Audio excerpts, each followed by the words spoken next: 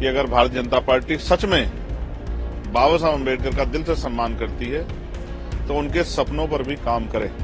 जो कमजोर वर्गों के गांव, दलित पिछड़ों के, आदिवासियों के, उनको अम्बेडकर ग्राम घोषित करें, उनमें सुख सुविधाएं दें। उन पे जो हिंसा हो रही है दलित आदिवासी पिछड़ों पे, उस हिंसा को रोकने का काम करें।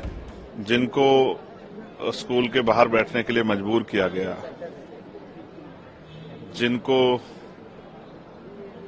सार्वजनिक स्थानों पर जाने से रोका गया, जिन्होंने योग्यता के आधार पर अपनी जगह बनाई, जिनको सदन में जाने से रोका गया, जिन्होंने इस देश की महिलाओं के लिए, पिछड़े वर्ग के लिए कानून मंत्री के पद से इस्तीफा दे दिया, जिन्होंने लंबे समय तिरस्कार सहा सभी से, आज उन बाबा साहब अम्बेडकर पे चर्चा हो रही है।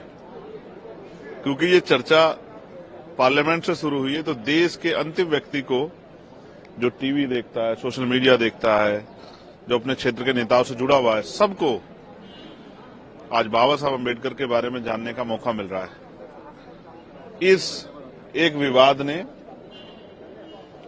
जिस महापुरुष को लंबे समय तक नकारा गया, मुख्यधारा से दूर रखा गया, उनके योगदान को, उनके ज्ञान को, क्योंकि वो अर्थशास्त्री भी थे, वो पत्रकार भी थे, वो शिक्षाविद भी थे, वो विधि के ज्ञाता भी थे, वो महिलाओं के मुक्तिदाता भी थे, वो वंचितों के रहबर भी थे।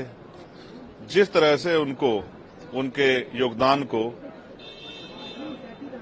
नकारा गया, उस योगदान पे आज चर्चा हो रही है। मैं बड़ा खुश हूं कि ये चर्चा और हो, और मैं तो आज देश के प्रधानमंत्री से मांग करता हूं कि अगर भारतीय जनता पार्टी सच में बाबा साहब अम्बेडकर का दिल से सम्मान करती है तो उनके सपनों पर भी काम करे। उनके नाम पर जो कमजोर वर्गों के गांव, दलित पिछड़ों के, आदिवासियों के, उनको अम्बेडकर ग्राम घोषित करें, उनमें सुख सुविधाएं दें। उच्च शिक्षा में scholarship schedule caste, schedule tribe, backward के लोगों को दे।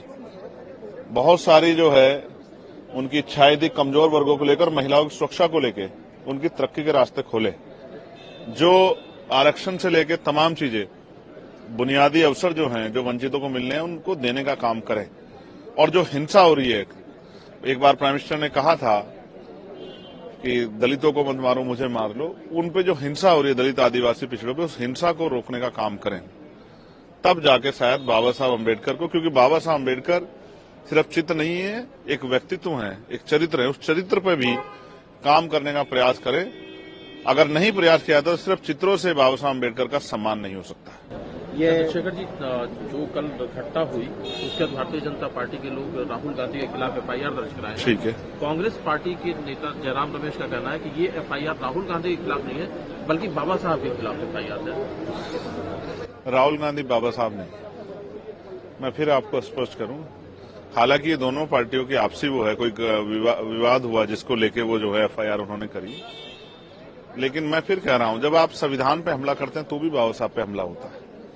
जब सरकारी इंस्टीट्यूशनों को आप खत्म करते हैं, जब आप ईडब्ल्यूएस लागू करते हैं तो भी बाबा साहब पे हमला होता है। जब आप फ्रीडम ऑफ स्पीच और फ्रीडम ऑफ एक्सप्रेशन का वायलेशन करते हैं तो भी बाबा साहब का अपमान होता है। और बाबा साहब ने कहा था, शायद आपको याद हो, मेरे याद है क्योंकि मैं उनका अनुयायी हूं, कि जब तक मेरे जाने के बाद मुझे मरा हुआ मत समझना, जब तक संविधान जिंदा मैं जिंदा।